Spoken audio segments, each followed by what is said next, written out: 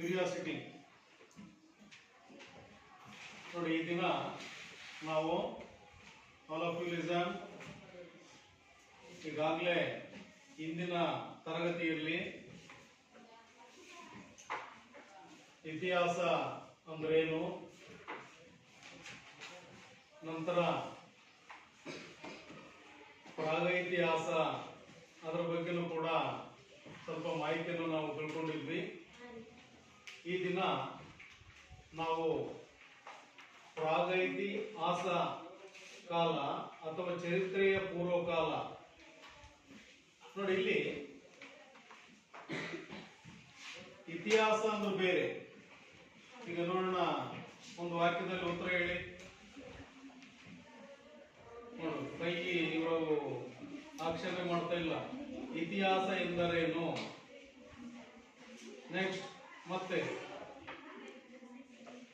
Boys, other boys, girls, ಇಷ್ಟೇ ಜನನ. ಇತಿಹಾಸ ಎಂದರೇನು ಹೇಳು.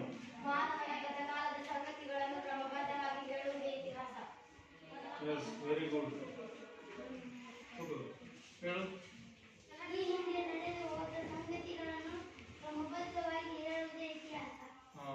Yes, good. ಈ ಹಿಂದೆ ನಡೆದಂತ ಘಟನೆಗಳನ್ನ ಕ್ರಮಬದ್ಧವಾಗಿ ಹೇಳುವುದೇ ಇತಿಹಾಸ. ಹೇಳು.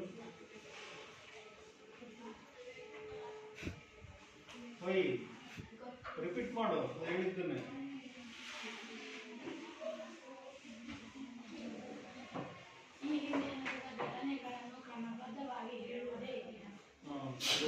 ಮತ್ತೆ ಗೊತ್ತಿಲ್ಲ ಅಂತೀಯ, ಅದು ಹೇಳಿದ್ದನ್ನೇ ಕೇಳಿಸ್ಕೊಂಡು ನಂಗೆ ಇಮಿಡಿಯೇಟ್ ಆಗಿ ರಿಪ್ಲೈ ಮಾಡ್ಬೋದು. ನೋಡಿ, ಈಗ ಇತಿಹಾಸ ಅಂದ್ರೆ ಅದಕ್ಕೆ ಸಾಕ್ಷಿ ಆಧಾರಗಳು ಇರ್ತಾವೆ. ಇನ್ನು ಇತಿಹಾಸಕ್ಕೆ ಸಂಬಂಧಪಟ್ಟ ಹಾಗೆ ಈಗ ಉದಾಹರಣೆ ಅಶೋಕ ಚಕ್ರವರ್ತಿ ಆಳ್ವಿಕೆ ಮಾಡಿರ್ಬೋದು, ಚಂದ್ರಗುಪ್ತ ಮೌರ್ಯ ಆಳ್ವಿಕೆ ಮಾಡಿರ್ಬೋದು, ಗುಪ್ತರು ಆಳ್ವಿಕೆ ಮಾಡಿರ್ಬೋದು. ಇವೆಲ್ಲವೂ ಕೂಡ ನಮಗೆ ಕೆಲವು ಏನು ಸಾಕ್ಷಿ ಆಧಾರಗಳು ಲಭ್ಯ ಇರ್ತವೆ. ಇಲ್ಲಿ ಈ ಸಾಕ್ಷಿ ಆಧಾರಗಳು, ಲೇಖನ ಬರವಣಿಗೆ ಇವೇನೂ ಇಲ್ಲದಂತ ಒಂದು ಸ್ಥಿತಿ ಯಾವ ರೀತಿ ಇತ್ತು ಅನ್ನೋದ್ರ ಬಗ್ಗೆ ಈ ದಿನದ ಪಾಠ. ಈಗಾಗಲೇ ಇತಿಹಾಸ ಅಂದ್ರೆ ಏನು ಅಂತ ತಿಳ್ಕೊಂಡಿದ್ದೀರಾ? ಇತಿಹಾಸದ ಪಿತಾಮಹ ಯಾರು? ನೋಡಿ, ಅಲ್ಲಿ ಅದರ್ ಸ್ಟೂಡೆಂಟ್ಸ್.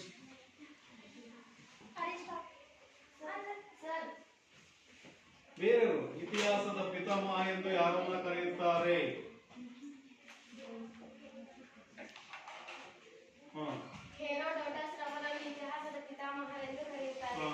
ನೋಡಿ, ಎಲ್ಲರೂ ಕೇಳಿಸ್ಕೊಳ್ಳಿ. ಇತಿಹಾಸದ ಪಿತಾಮಹ ಯಾರು? ಹೆರೋಡೋಟಸ್.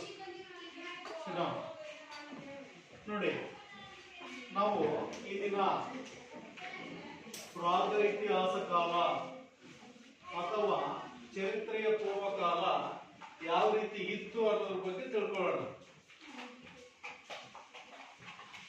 ಅಂದ್ರೆ ಇತಿಹಾಸದ ಪೂರ್ವಕಾಲ ಯಾವ ರೀತಿ ಇತ್ತು.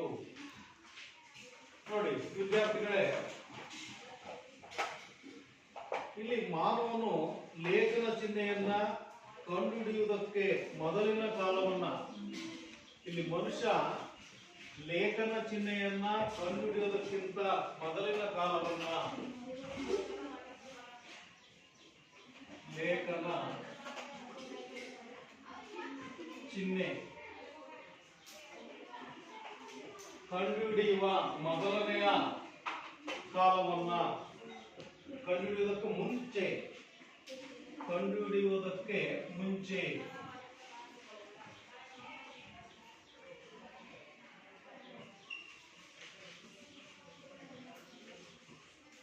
ಮುಂಚಿನ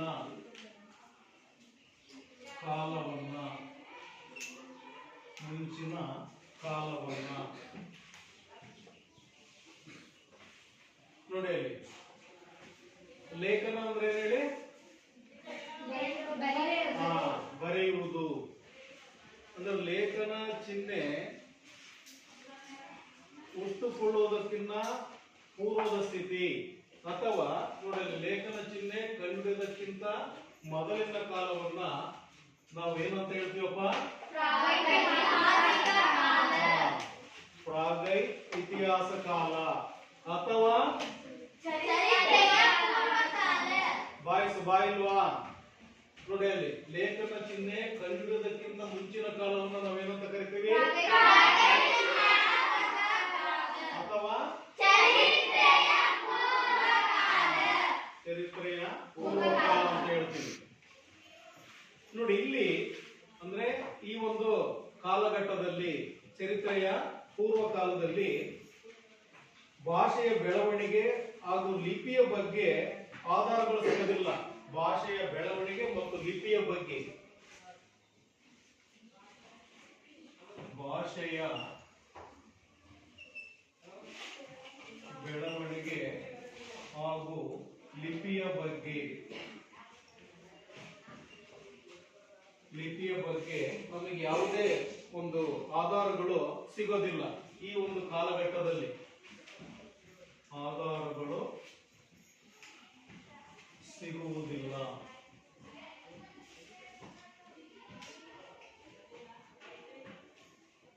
ನೋಡಿ ಈ ಒಂದು ಕಾಲಘಟ್ಟದಲ್ಲಿ, ಇತಿಹಾಸ ಪೂರ್ವ ಕಾಲದಲ್ಲಿ ಭಾಷೆಯ ಬೆಳವಣಿಗೆಯ ಬಗ್ಗೆ ನೋಡಿ, ನಾವೀಗ ಭಾಷೆಯ ಮೂಲಕ ಏನೆಲ್ಲ ಕೇಳ್ತೀವಿ.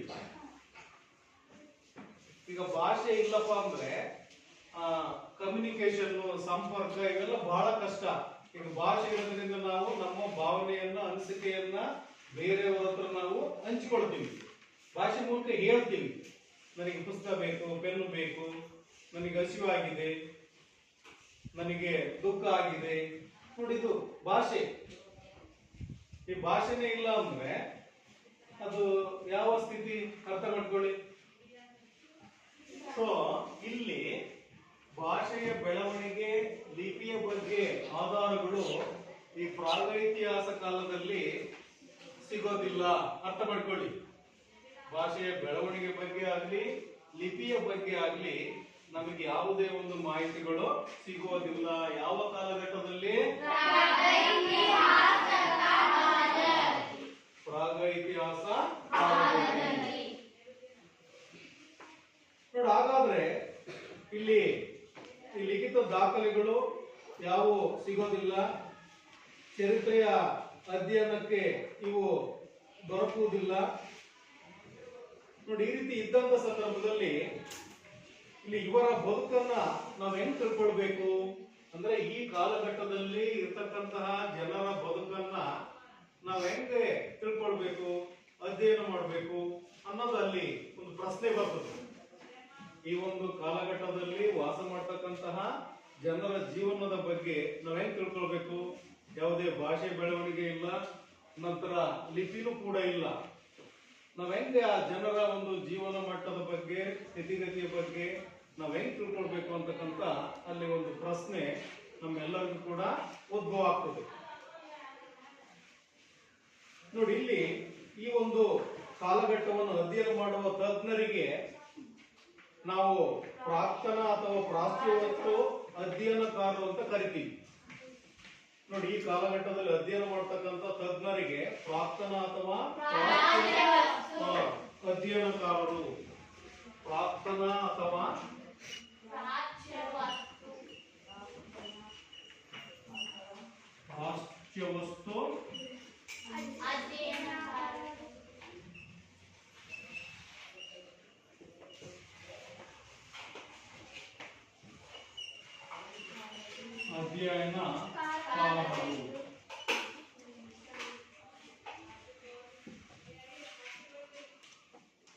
ಪ್ರಾಕ್ತನ ಅಥವಾ ಪ್ರಾಚ್ಯ ವಸ್ತು ಅಧ್ಯಯನಕಾರರು ಅಂತ ಕರಿತೀವಿ. ಪ್ರಾಕ್ತನ ಅಥವಾ ಪ್ರಾಚ್ಯ ವಸ್ತು ಅಧ್ಯಯನಕಾರರು ಅಂದ್ರೆ ಈ ಒಂದು ಪ್ರಾಗೈತಿಕ ಆಸ ಕಾಲದಲ್ಲಿನ ನೋಡಿ, ಅಲ್ಲಿ ಒಂದು ಮಾನವರ ಜೀವನವನ್ನ, ಅವರು ಯಾವ ರೀತಿ ಜೀವನವನ್ನ ನಡೆಸ್ತಾರೆ, ಇವುಗಳ ಬಗ್ಗೆ ಇಲ್ಲಿ ಯಾರು ಇಲ್ಲಿ ಹೆಚ್ಚಿನ ಒಂದು ಮಾಹಿತಿಯನ್ನು ತಿಳ್ಕೊಳ್ತಾರಪ್ಪ ಅಂದ್ರೆ ಪ್ರಾಕ್ತನ ಅಥವಾ ಪ್ರಾಚ್ಯ ವಸ್ತು ಅಧ್ಯಯನಕಾರರು. ಅಂದ್ರೆ ಈ ಒಂದು ಕಾಲಘಟ್ಟವನ್ನ ಅಧ್ಯಯನವನ್ನ ಇವ್ರು ಮಾಡ್ತಾರೆ. ಪ್ರಾಕ್ತನ ಅಥವಾ ಪ್ರಾಚ್ಯ ವಸ್ತು ಅಧ್ಯಯನಕಾರರು ಅಂದ್ರೆ ಇತಿಹಾಸ ಪೂರ್ವದ ಸ್ಥಿತಿ, ಅದು ಚರಿತ್ರೆಯ ಪೂರ್ವದ ಸ್ಥಿತಿಯನ್ನ ಇವರು ಅಧ್ಯಯನ ಮಾಡ್ತಾರೆ. ಪ್ರಾಚ್ಯ ವಸ್ತು ಅಥವಾ ಪ್ರಾಕ್ತನ ಅಥವಾ ಪ್ರಾಚ್ಯ ವಸ್ತು ಅಧ್ಯಯನಕಾರರು. ನೋಡಿ, ಹಾಗೇನೆ ನಂತರ ಮುಂದಿನ ಒಂದು ಟಾಪಿಕ್ ಅಲೆಮಾರಿ ಜೀವನ. ಅವರ ಜೀವನ ಹೆಂಗಿರ್ತದೆ ಅಂತ. ಅಲೆಮಾರಿ ಜೀವನ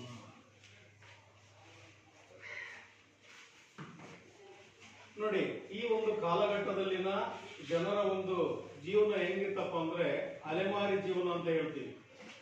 ಈಗ ಅಲೆಮಾರಿ ಜೀವನ ಅಂದ್ರೆ ಒಂದ್ ಕಡೆಯಿಂದ ಮತ್ತೊಂದ್ ಕಡೆಗೆ ಸುಮ್ಮನೆ ತಿರುಗ್ತಕ್ಕಂಥದ್ದು, ಅಡ್ಡಾಡ್ತಕ್ಕಂಥದ್ದು. ಆ ನೆಲೆ ಸಿಗುವವರೆಗೆ ಕೂಡ ಅವರು ಒಂದ್ ಕಡೆಯಿಂದ ಮತ್ತೊಂದ್ ಕಡೆಗೆ ಅಡ್ಡಾಡ್ತಾನೆ ಇರ್ತಾರೆ. ಅವ್ರದ್ದು ಒಂದು ರೀತಿ ಅಲೆಮಾರಿ ಜೀವನ ಆಗಿರ್ತದೆ. ನೋಡಿ, ಅವರು ಬೇಟೆ ಹಾಗೂ ಆಹಾರ ಸಂಗ್ರಹಣೆಯಲ್ಲಿ ತೊಡಗಿರ್ತಾರೆ. ಇವ್ರು ಏನಪ್ಪಾ ಅಂದ್ರೆ ಆಹಾರಕ್ಕೋಸ್ಕರ ಬೇಟೆ ಆಡ್ತಕ್ಕಂಥದ್ದು ಮತ್ತೆ ಮುಂದಿನ ಜೀವನಕ್ಕೋಸ್ಕರ ಆಹಾರವನ್ನು ಸಂಗ್ರಹಣೆ ಮಾಡ್ತಕ್ಕಂಥ ಕೆಲಸದಲ್ಲಿ ತೊಡಗಿರ್ತಾರೆ. ಬೇಟೆ ಮತ್ತು ಆಹಾರ ಸಂಗ್ರಹಣೆ. ಬೇಟೆ ಮತ್ತು ಆಹಾರ ಸಂಗ್ರಹಣೆ. ಬೇಟೆ ಆಡ್ತಕ್ಕಂಥದ್ದು, ನಂತರ ಆಹಾರವನ್ನ ಸಂಗ್ರಹಣೆ ಮಾಡ್ತಕ್ಕಂಥದ್ದು ಮುಂದಿನ ಜೀವನಕ್ಕೋಸ್ಕರ. ಅವರು ಇದು ಬೇಕಾಗುತ್ತೆ ಆಹಾರ. ಈ ಆಹಾರ ಇಲ್ಲದೆ ನಾವು ಯಾರು ಕೂಡ ಇರ್ಲಿಕ್ಕೆ ಸಾಧ್ಯತೆ ಇಲ್ಲ.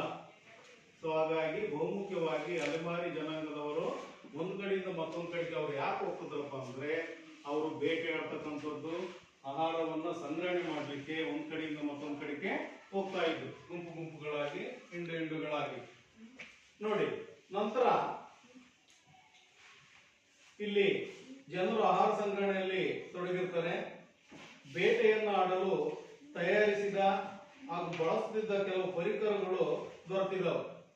ಅಂದ್ರೆ ಬೇಟೆಯನ್ನ ಆಡ್ಲಿಕ್ಕೆ ಮತ್ತು ಆಹಾರವನ್ನ ಸಂಗ್ರಹಣೆ ಮಾಡ್ಲಿಕ್ಕೆ ಕೆಲವು ಇವು ಬೇಕು. ಏನೋ ಆಯುಧಗಳು ಅಥವಾ ಪರಿಕರಗಳು ಅಂತ ಹೇಳ್ತೀವಿ. ಅವು ಕೆಲವು ದೊರೆತಿದ್ದಾವೆ. ಯಾರಿಗಪ್ಪ ಅಂದ್ರೆ ಪ್ರಾಚ್ಯ ವಸ್ತು ಅಧ್ಯಯನಕಾರರಿಗೆ. ಇವರಿಗೆ ನೋಡಿ, ಅಲ್ಲಿ ಪ್ರಾಚ್ಯ ವಸ್ತು ಅಧ್ಯಯನಕಾರರಿಗೆ ಬೇಟೆ ಆಡ್ತಕ್ಕಂತಹ, ಆಹಾರ ಸಂಗ್ರಹಣೆ ಮಾಡ್ತಕ್ಕಂತಹ ಕೆಲವು ಪರಿಕರಗಳು ದೊರೆತಿವೆ. ಕೆಲವು ಪರಿಕರಗಳು.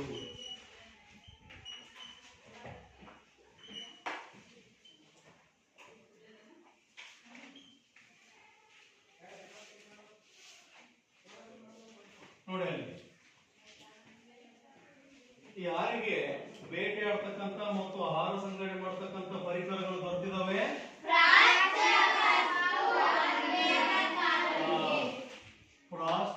ನೋಡಲ್ಲಿ ಪ್ರಾಚ್ಯ ವಸ್ತು ಅಧ್ಯಯನಕಾರರಿಗೆ ಬೇಟೆ ಆಡ್ತಕ್ಕಂತಹ, ಆಹಾರ ಸಂಗ್ರಹಣೆ ಮಾಡ್ತಕ್ಕಂಥ ಕೆಲವು ಪರಿಕರಗಳು ಅವ್ರಿಗೆ ದೊರೆತಿದಾವೆ.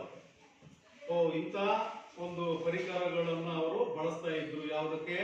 ಬೇಟೆ ಆಡ್ಲಿಕ್ಕೆ, ಆಹಾರ ಸಂಗ್ರಹಣೆಯನ್ನು ಮಾಡಲಿಕ್ಕೆ. ನೋಡಿ, ಇಲ್ಲಿ ಈ ಚಾರ್ಟ್ ಅನ್ನು ನೀವು ಗಮನಿಸಬಹುದು. 2.5 ಮಿಲಿಯನ್ ಇಯರ್ಸ್ ಎಗೋ. ಅಲ್ಲಿ ಅಷ್ಟು ಹಿಂದಿನ ವರ್ಷಗಳಲ್ಲಿ ನೋಡಲ್ಲಿ ಮನುಷ್ಯರು ಪ್ರಾಣಿಯನ್ನ ಸಾಯಿಸಿದರೆ ಅದನ್ನ ಮಾಂಸವನ್ನ ತೆಗಿಲಿಕ್ಕೆ ಬೇರೆ ಬೇರೆ ಒಂದು ಆಯುಧಗಳನ್ನ ಬಳಸ್ತಾ ಇದ್ದಾರೆ. ನೋಡಿ, ಇಲ್ಲಿ ಒಬ್ಬ ಅದನ್ನು 4 ಮಿಲಿಯನ್ ಇಯರ್ಸ್ ಎಗೋ ಆದಿಮಾನವ ಯಾವ ರೀತಿ ಅವನು ಬೇಟೆ ಆಡ್ತಿದ್ದ, ಆಹಾರ ಸಂಗ್ರಹಣೆಯನ್ನು ಮಾಡುತ್ತಿದ್ದ. ನೋಡಿ, ಇಲ್ಲಿ 1.7 ಮಿಲಿಯನ್ ಇಯರ್ಸ್ ಎಗೋ. ನೋಡಿ, ಇಲ್ಲೆಲ್ಲ ಆಯುಧಗಳನ್ನು ಇಟ್ಕೊಂಡ್ರೆ ಕೈಯಲ್ಲಿ ಕಾಣಿಸ್ತಿದೆಯಲ್ಲ ಇದು. ನೋಡಿ, ನಂತರ ಆಗ ಬಹುಶಃ ಜನರು ಶಿಲೆ, ಕಟ್ಟಿಗೆ ಹಾಗೂ ಎಲುಬುಗಳಿಂದ ತಯಾರಿಸಿದಂತಹ ಆಯುಧಗಳನ್ನು ಬಳಸ್ತಿದ್ರು. ಶಿಲೆ, ಕಟ್ಟಿಗೆ ಹಾಗೂ ಎಲುಬುಗಳಿಂದ ತಯಾರು ಮಾಡತಕ್ಕಂಥ ಆಯುಧ. ಶಿಲೆ, ಕಟ್ಟಿಗೆ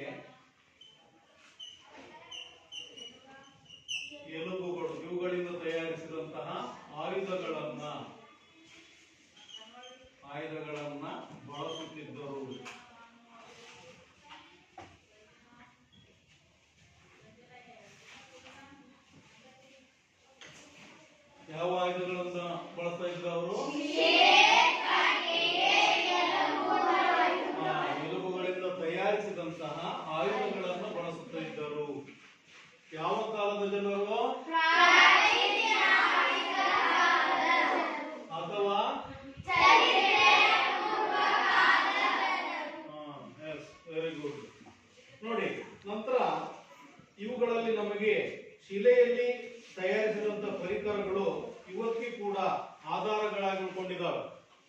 ಶಿಲೆಗಳಲ್ಲಿ ತಯಾರಿಸಿದಂತ ಪರಿಕರಗಳು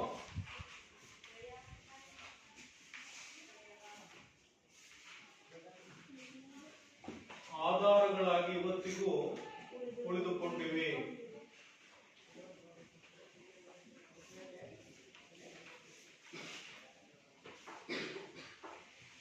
ಶಿಲೆಗಳಲ್ಲಿ ತಯಾರಿಸಿದಂತಹ ಪರಿಕರಗಳು ಇಂದಿಗೂ ಕೂಡ ನಮಗೆ ಆಯುಧಗಳಾಗಿ ಆಧಾರಗಳಾಗಿ ಅವು ಉಳಿದುಕೊಂಡಿದ್ದಾವೆ. ನೋಡಿ, ನಂತರ ಇಲ್ಲಿ ಪ್ರಾಣಿಗಳ ಮಾಂಸ ಮೂಳೆಗಳನ್ನು ಕತ್ತರಿಸಲು, ಮರಗಳ ತೊಗಟೆಗಳನ್ನ ಮತ್ತು ಪ್ರಾಣಿಗಳ ಚರ್ಮವನ್ನು ಕೀಳಲು, ಹಣ್ಣು ಹಾಗೂ ಬೇರುಗಳನ್ನು ಕತ್ತರಿಸಲು ಈ ಶಿಲಾ ಪರಿಕರಗಳನ್ನ, ಶಿಲೆಯಿಂದ ತಯಾರು ಮಾಡಿದಂತಹ ಆಯುಧಗಳನ್ನ ಬಳಸ್ತಾ ಇದ್ರು. ನೋಡಿ, ಯಾವ್ದಕ್ಕಪ್ಪ ಬಳಸ್ತಾ ಇದ್ರು ಅಂದ್ರೆ ಪ್ರಾಣಿಗಳ ಮಾಂಸ. ಲೈಕ್ ನೋಡ್ರಿ, ಪ್ರಾಣಿಯನ್ನ ಸಾಯಿಸಿದ್ದಾರೆ, ಶಿಲೆಯ ಪರಿಕರಗಳನ್ನ, ಸಾಮಗ್ರಿಗಳನ್ನ ಬಳಸ್ತಾ ಇದ್ರು. ಮಾಂಸವನ್ನ ಅವರು ಪ್ರಾಣಿಗಳ ಮಾಂಸವನ್ನ ಏನು ರೆಡಿ ಮಾಡಲಿಕ್ಕೆ ಹಾಗೂ ಮೂಳೆಗಳನ್ನ ಕತ್ತರಿಸಲು, ನಂತರ ಮರಗಳ ತೊಗಟೆಯನ್ನ, ಪ್ರಾಣಿಗಳ ಚರ್ಮಗಳನ್ನ ಕೀಳಲಿಕ್ಕೆ, ಹಣ್ಣು ಹಾಗೂ ಬೇರುಗಳನ್ನು ಕತ್ತರಿಸಲು ಶಿಲಾ ಪರಿಕರಗಳನ್ನ ಬಳಸುತ್ತಿದ್ದರು. ನೋಡಿ, ಅಲ್ಲಿ ಶಿಲಾ ಪರಿಕರಗಳನ್ನ ಯಾವ್ದಕ್ಕೆ ಬಳಸ್ತಾ ಇದ್ರು? ಮಾಂಸವನ್ನು ತೆಗಿಲಿಕ್ಕೆ, ಮರದ ತೊಗಟೆಯನ್ನ ತೆಗಿಲಿಕ್ಕೆ, ಮತ್ತೆ ಪ್ರಾಣಿಯ ಚರ್ಮವನ್ನು ಕೀಳಲಿಕ್ಕೆ, ಹಣ್ಣುಗಳನ್ನ ಅವ್ರು ಕೀಳಲಿಕ್ಕೆ ಶಿಲೆಯಿಂದ ತಯಾರು ಮಾಡಿದಂತಹ ಪರಿಕರಗಳನ್ನ ಬಳಸ್ತಾ ಇದ್ರು.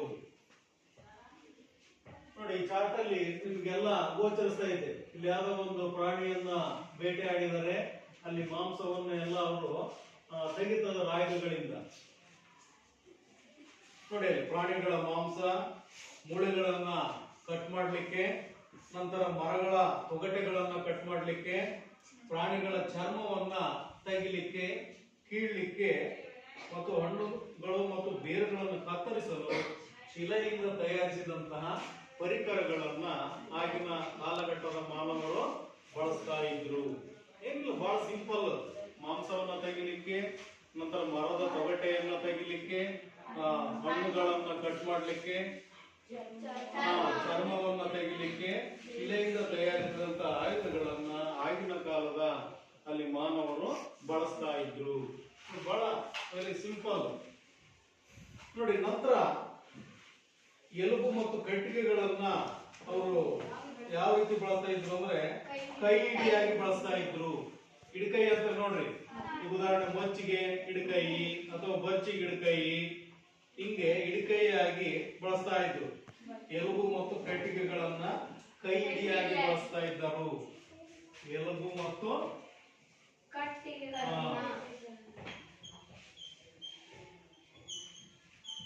ಕೈ ಹಿಡಿಯಾಗಿ ಬಳಸುತ್ತಿದ್ದರು. ಕೈ ಹಿಡಿಯಾಗಿ ಯಾವ್ಯಾವು? ಬಚ್ಚಿ ಮತ್ತು ನೋಡಿ, ಬಚ್ಚಿ ಮತ್ತು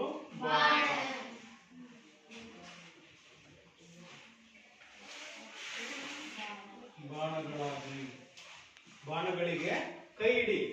ಒಂದ್ ರೀತಿ ನಾವು ಮಚ್ಚಿಗೆ ಹಂಗೆ ಹಿಡಿ ಎಲ್ಲ ಮಾಡ್ಕೊಂತ ನೋಡ್ರಿ, ಮರದ ಹಿಡಿಯನ್ನ ಅದು ಹಿಡ್ಕೊಂಡ್ರೆ ಏನಾಗುತ್ತೆ, ಅವುಗಳನ್ನ ಸುಲಿಲಿಕ್ಕೆ ನಮಗೆ ಈಸಿ ಆಗ್ತದೆ. ಹಂಗೆ ಇವರು ಬರ್ಚಿ ಮತ್ತು ಬಾಣಗಳಿಗೆ ಮರದ ಕೈ ಹಿಡಿಗಳನ್ನ ಬಳಸ್ತಾ ಇದ್ರು. ನೋಡಿ, ಶಿಲೆಗಳನ್ನ ಅವರು ಕೊಡಲಿಯನ್ನಾಗಿ ಮಾಡ್ಕೊಳ್ತಾ ಇದ್ರು. ಶಿಲೆಗಳನ್ನ ಕೊಡಲಿ, ಯಾಕಂದ್ರೆ ಅವು ಚೂಪ ಇರ್ತಾವೆ. ಕೊಡ್ಲಿಯನ್ನ ನಾವು ಯಾವ್ದು ಬಳಸ್ತೀವಪ್ಪ? ಕಟ್ಟಿಗೆ ಹೊಡಿಲಿಕ್ಕೆ ಅಥವಾ ಮರವನ್ನು ಕಡಿಲಿಕ್ಕೆ ಇತ್ಯಾದಿ ಕೆಲಸ ಕಾರ್ಯಗಳಿಗೆ ನಾವು ಕೊಡಲಿಯನ್ನ ಬಳಸ್ತೀವಿ. ನೋಡಿ, ಇವರು ಶಿಲೆಗಳನ್ನ ಕೊಡಲಿಯನ್ನಾಗಿ ಮಾಡಿಕೊಂಡು ಮರವನ್ನ ಕಡಿದು ಸೌದೆಗಳನ್ನಾಗಿ ಬಳಸ್ತಾ ಇದ್ರು. ಶಿಲೆಯನ್ನ ಕೊಡ್ಲಿ ಮಾಡ್ಕೊಳ್ಳೋದು, ಮರ ಕಡಿಯೋದಪ್ಪ, ಅದರ ಅರೆ ಕೊಂಬೆಗಳನ್ನೆಲ್ಲ ಅವರು ಕಟ್ಟಿಗೆಯನ್ನಾಗಿ ಅಥವಾ ಮಾಂಸ ಇತ್ಯಾದಿ ಇದನ್ನೆಲ್ಲ ಬೇಯಿಸಲಿಕ್ಕೆ ಅವರು ಉಪಯೋಗ ಮಾಡ್ತಾ ಇದ್ರು. ನಂತರ ಇಲ್ಲಿ ಗುಡಿಸಲುಗಳನ್ನ ಕಟ್ಟಲು ಮರಗಳನ್ನ ಅವರು ಬಳಸಿರಬಹುದು.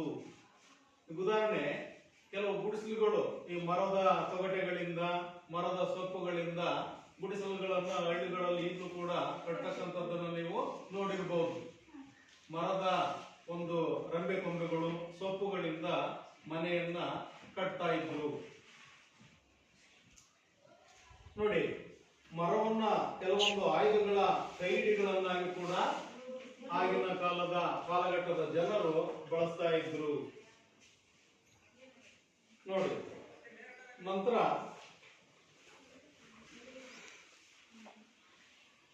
ನೋಡಿ ಇದಿಷ್ಟು ನಾವು ಈ ದಿನ ಈ ಪ್ರಾಗೈತಿಹಾಸ ಕಾಲ ಅಂದ್ರೆ ಏನು, ನಂತರ ಚರಿತ್ರೆಯ ಪೂರ್ವಕಾಲ ಅಂತ ಅಂದ್ಬಿಟ್ಟು ಅದಕ್ಕೆ ಇನ್ನೊಂದು ಹೆಸರನ್ನು ನಾವು ಹೇಳ್ತೀವಿ. ನೋಡಿ, ಇಲ್ಲಿ ಬಹಳ ಸಿಂಪಲ್ ಇದೆ. ಇತಿಹಾಸ ಅಂದ್ರೆ ಬೇರೆ ಆಗ್ತದೆ, ಇತಿಹಾಸ ಪೂರ್ವಕಾಲ ಅಂದ್ರೆ ಬೇರೆ.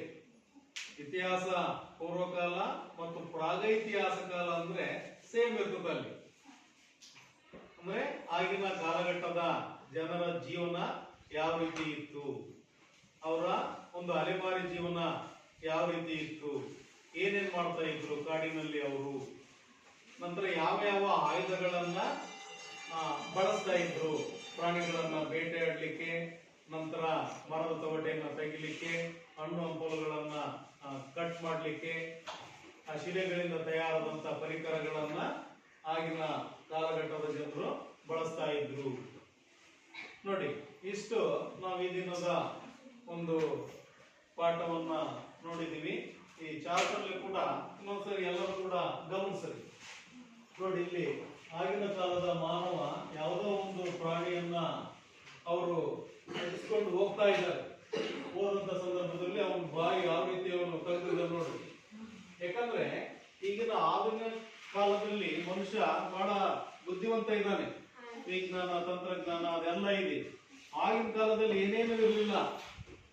ಅವನ ಒಂದು ಕೋರಿಕೆ ಏನಪ್ಪಾ ಅಂದ್ರೆ ಬೇಟೆ ಆಡ್ತಕ್ಕಂಥದ್ದು, ಆಹಾರ ಸಂಗ್ರಹಣೆ ಮಾಡ್ತಕ್ಕಂಥದ್ದು, ಒಟ್ಟು ಮರದ ಕೊಠಡಿಗಳಲ್ಲಿ ಸುರಕ್ಷಿತವಾದ ಜಾಗದಲ್ಲಿ ಅವನು ವಾಸ ಮಾಡ್ತಿದ್ದ. ಇಷ್ಟೇ ಆಗಿನ ಒಂದು ಕಾಲಘಟ್ಟದ ಜನರ ಜೀವನ ಆಗಿತ್ತು. ನೋಡಿ, ಇವತ್ತು ಹಂಗಲ್ಲ, ವೈಜ್ಞಾನಿಕ ಕಾಲ. ನಾವು ಹಿಂದಿನ ಕಾಲದ ಜನರ ಜೀವನವನ್ನ ಅವಲೋಕನ ಮಾಡಿದಾಗ, ಈಗಿನ ಕಾಲದ ಜನರ ಜೀವನವನ್ನು ಅವಲೋಕನ ಮಾಡಿದಾಗ ಬಹಳಷ್ಟು ವ್ಯತ್ಯಾಸ ಕಾಣ್ತೀವಿ.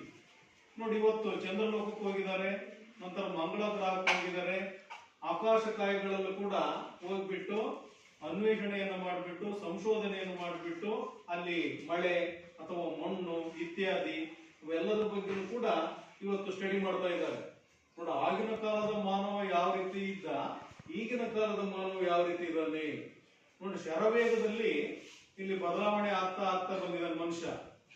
ನೋಡಿ, ಇವತ್ತೆಲ್ಲ ವೈಜ್ಞಾನಿಕ ಕಾಲ. ಈಗ ವಿಮಾನ ಇರ್ಬೋದು, ರೈಲ್ ಇರ್ಬೋದು, ನಂತರ ಹಡಗು ಇರ್ಬೋದು.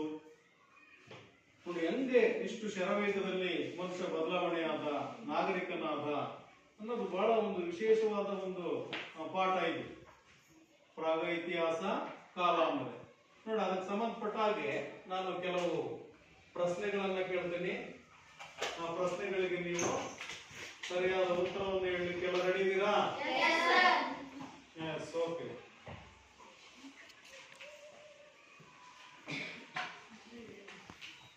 ನೋಡಿ, ವಿಶೇಷವಾಗಿ ಈ ಬಾಲಕರು ನಮಗೆ ರೆಸ್ಪಾನ್ಸ್ ಮಾಡಬೇಕು.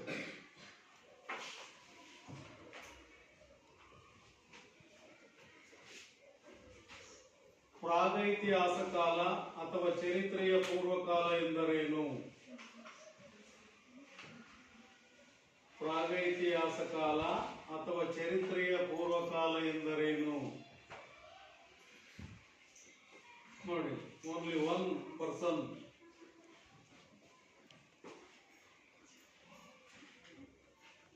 ಹೇಳೋದು.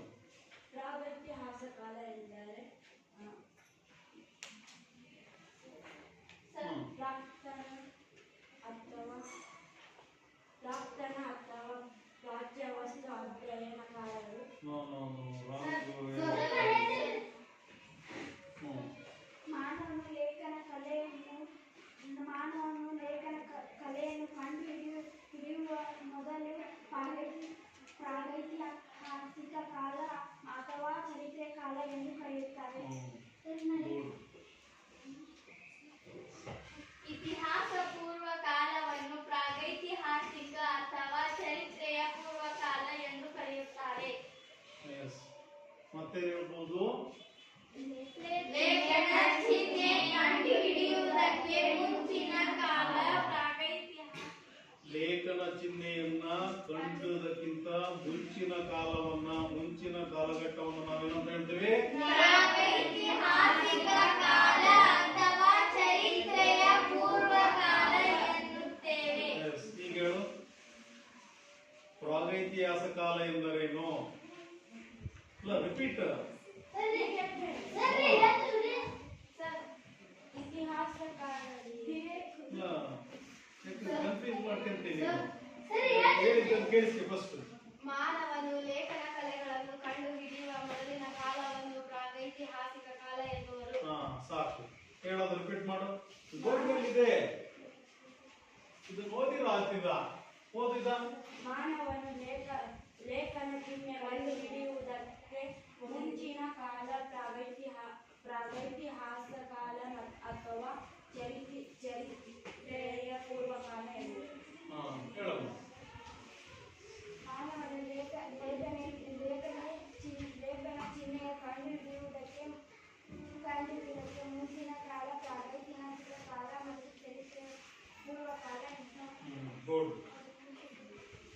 ನೆಕ್ಸ್ಟ್ ಪ್ರಶ್ನೆ ಕೂತ್ಕೊಳ್ಳಿ.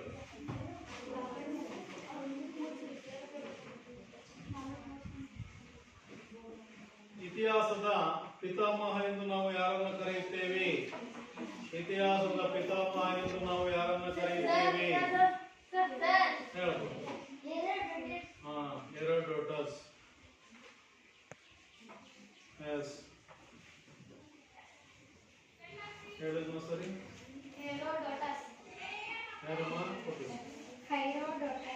ಹೆರೋಡೋಟಸ್.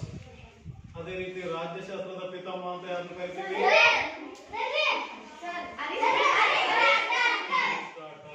ಅದೇ ರೀತಿ ಅರ್ಥಶಾಸ್ತ್ರದ ಪಿತಾಮಹ. Very good. ನೋಡಿ ನೆಕ್ಸ್ಟ್, ಪ್ರಾಕ್ತನ ಅಥವಾ ಪ್ರಾಚ್ಯ ವಸ್ತು ಅಧ್ಯಯನಕಾರರೆಂದು ಯಾರಿಗೆ ಕರೆಯುತ್ತೇವೆ? ಪ್ರಶ್ನೆ ಅರ್ಥ ಮಾಡ್ಕೊಳ್ಳಿ. ಪ್ರಾಕ್ತನ ಅಥವಾ ಪ್ರಾಚ್ಯ ವಸ್ತು ಅಧ್ಯಯನಕಾರರೆಂದು ಯಾರಿಗೆ ಕರೆಯುತ್ತೇವೆ? ಹೇಳಮ್ಮ. ತಜ್ಞನಿಗೆ ಪ್ರಾಕ್ತನ ಅಥವಾ ಪ್ರಾಚ್ಯ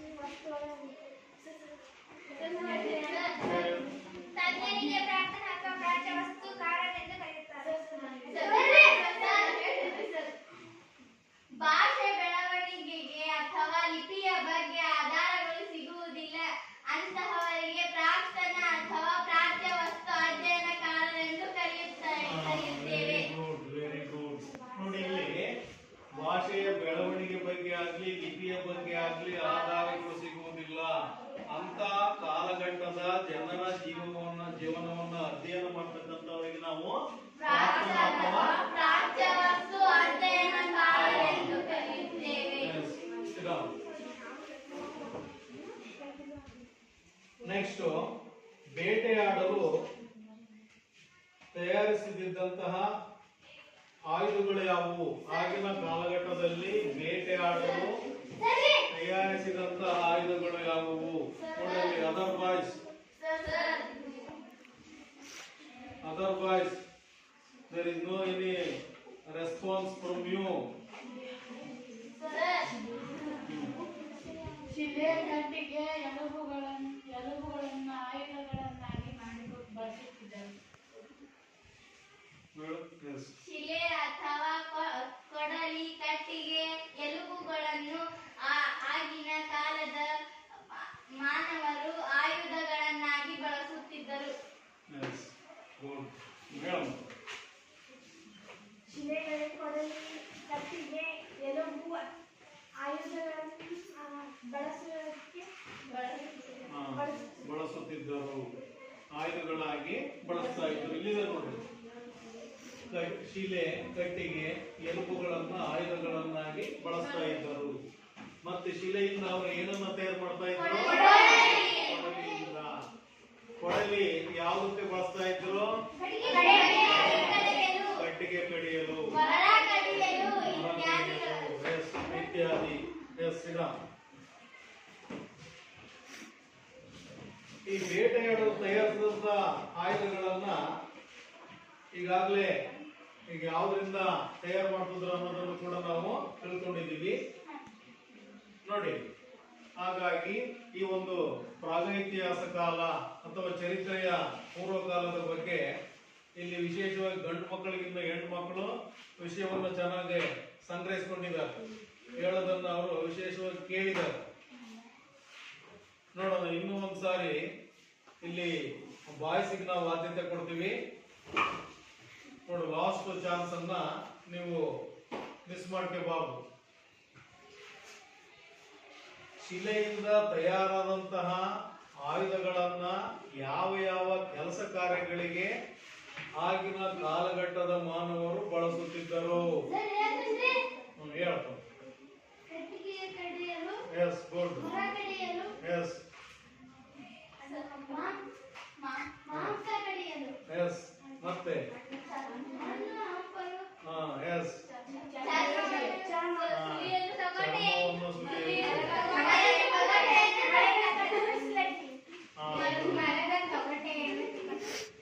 ಇಲ್ಲಿ ಕಟ್ಟಿಗೆಗಳ ಒಂದು ಕಾಂಡಗಳನ್ನ ಯಾವುದಕ್ಕೆ ಅಲ್ಲಿ ಅವರು ಬಳಕೆ ಮಾಡ್ಕೊಳ್ತಾ ಇದ್ರು, ಆಯುಧಗಳಿಗೆ ಏನನ್ನಾಗಿ ಬಳಕೆ ಮಾಡ್ತಾ ಇದ್ರು? ಕೈ ಹಿಡಿ. ಈಗ ನೋಡಿ ನಾವೀಗ